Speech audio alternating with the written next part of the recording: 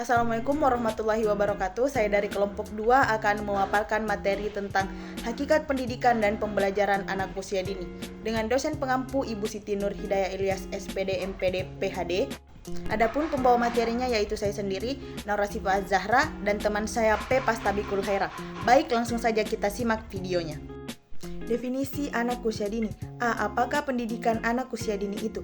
National Association for Education of Young Children menyatakan bahwa pendidikan anak usia dini adalah pendidikan bagi anak yang berada pada rentan usia 0 sampai 8 tahun yang tercakup dalam program pendidikan di Taman Penitipan Anak, penitipan anak pada keluarga, Family Child Care Home, pendidikan prasekolah baik swasta maupun negeri, TK dan SD. Usia dini merupakan periode percepatan perkembangan otak anak. Fungsi dan tujuan pendidikan anak usia dini. Fungsi pendidikan anak usia dini berfungsi untuk membina, menumbuhkan, dan mengembangkan seluruh potensi anak usia dini secara optimal sehingga terbentuk perilaku dan kemampuan dasar sesuai dengan tahap perkembangannya agar memiliki kesiapan untuk memasuki pendidikan selanjutnya. Bermain berkaitan erat pada perkembangan kecerdasan anak. Tujuan pendidikan anak usia dini bertujuan untuk 1. Mengembangkan landasan bagi berkembangnya potensi peserta didik agar menjadi manusia beriman pada dan bertakwa kepada Tuhan Yang Maha Esa, berakhlak mulia, sehat, berilmu, cakap, kritis, kreatif, inovatif, mandiri, percaya diri, dan menjadi warga negara yang demokratis dan bertanggung jawab. 2. Mengembangkan potensi kecerdasan spiritual, intelektual, emosional, dan sosial seperti didik pada masa emas, pertumbuhan dalam lingkungan bermain yang edukatif dan menyenangkan. Prinsip pembelajaran pada anak usia dini menurut Yuliani Nurani Sujiono yaitu 1. Anak sebagai pembelajar aktif. 2. Anak belajar melalui sensori dan panca indera. 3. Anak membangun pengetahuan sendiri. 4. Anak berpikir melalui benda konkret. Dan 5. Anak belajar dari lingkungan. Metode pembelajaran. 1. Belajar dengan simulasi. Metode belajar simulasi bisa juga disebut sebagai bentuk praktik dan caranya memindahkan situasi nyata dalam kegiatan belajar. 2. Belajar sambil bermain. Belajar sambil bermain dapat bermanfaat untuk perkembangan afeksi, kognitif, motorik, dan keseimbangan. 3. Belajar dengan bercerita. Bercerita dapat memberikan manfaat untuk menstimulasi imajinasi anak berdasarkan penelitian yang dilakukan pada tahun 2018 oleh Yabe et al. Dengan bercerita dapat meningkatkan aliran darah pada otak prefrontal area. 4. Belajar melalui musik dan lagu. Ada banyak manfaat musik bagi anak, diantaranya dapat mengembangkan koordinasi dan keterampilan motorik, mencerdaskan otak, meningkatkan kemampuan bahasa, dan meredakan stres. 5. Belajar melalui demonstrasi. Metode belajar melalui demonstrasi dilakukan dengan meragakan dan mempertunjukkan suatu barang, proses, kejadian, atau peristiwa baik secara langsung dari benda yang sebenarnya atau menggunakan media yang sesuai. 6.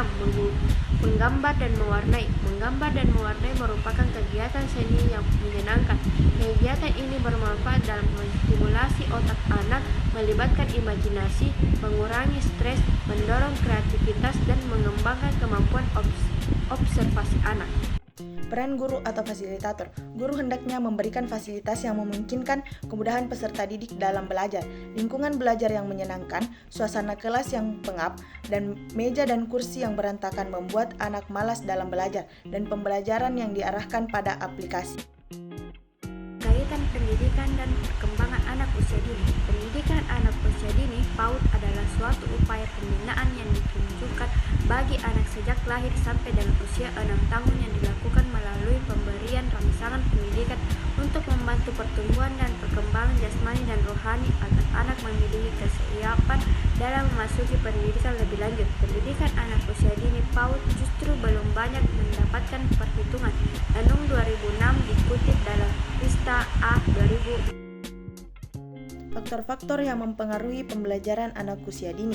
Ada 4 faktor yang disebutkan oleh Dr. Haji Uyu Wahyudin MPD dan Dr. Mubair Agustin MPD dalam bukunya yang berjudul Penilaian Perkembangan Anak Usia Dini, diantaranya yakni faktor lingkungan, environmental elemen, faktor sosial, sosiologi elemen, faktor emosi, emosional elemen, dan yang terakhir adalah faktor fisik, physical elemen.